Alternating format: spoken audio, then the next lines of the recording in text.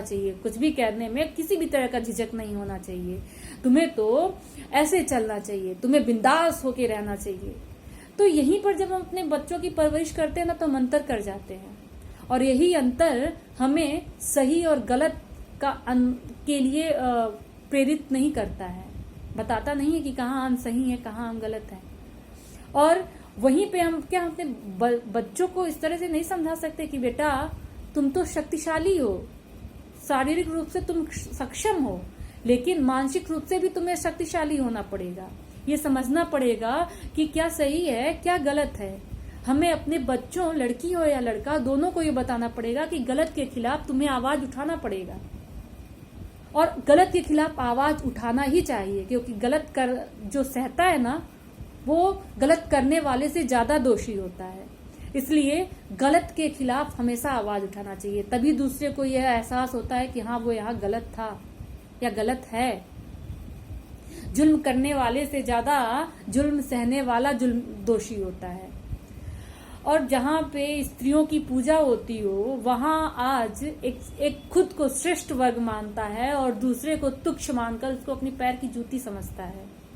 तो उन्हें यह बताना चाहिए कि हमारे अंदर वो शक्ति है जो सृष्टि का निर्माण कर सकती है, वो तुम्हारे पैर की जूती कैसे हो सकती है।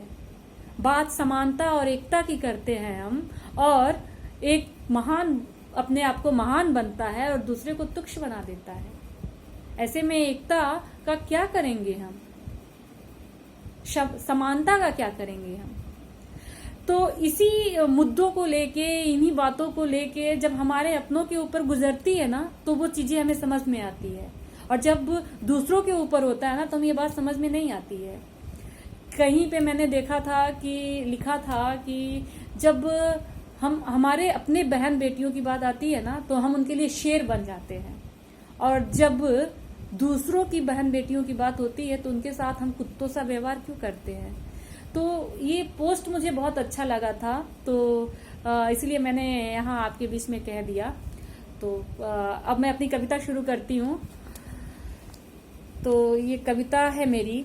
क्या हुआ है ऐसा नया जो आज देश में जगी नई क्रांति है, बरसों से आई परंपरा को ही तो पुरुषों ने निभाई है। बहनों पर उठी आंच को ढकते हर भाई की आंखों में जलती एक चिंगारी है। जलती इस चिंगारी से पूछो क्या हुआ है ऐसा नया जो देश में जगी नई क्रांति है। माँ के उन तड़पते आंसुओं से पूछो जिसने जगते आंखों से देखे थे सपने, लाडली के सुंदर यौवन को दुल्हन रूप में सजते।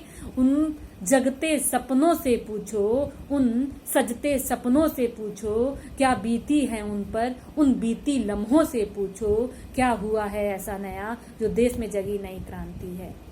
बाबा के उन हर लम्हों से पूछो, फिक्र में जगती उन निगाहों से पूछो जिसमें सिर्फ चाहत थी सुखपूर्वक शांति से जीवन जीने की उस चाहत से पूछो मिला क्या है उन्हें आज उनकी इस धड़कन से पूछो क्या हुआ है ऐसा नया जो देश में जगी नई क्रांति है। स्त्री के उस स्त्रीत्व से पूछो, स्त्री के उस अस्तित्व से पूछो जो गर्भ में तड़पती थी नौ जीवन पाने को।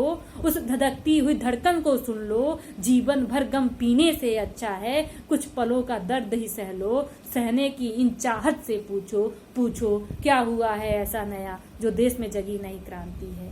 पूछो उन गरजते बादलों से पूछो, चमकती बिजलियों से पूछो, खामोशियों में चीखती उन आवाजों से पूछो, सभ्यता और संस्कृति का हवाला देने वाले इस नपुंसक समाज से पूछो क्या हुआ है ऐसा नया जो देश में जगी नई क्रांति है।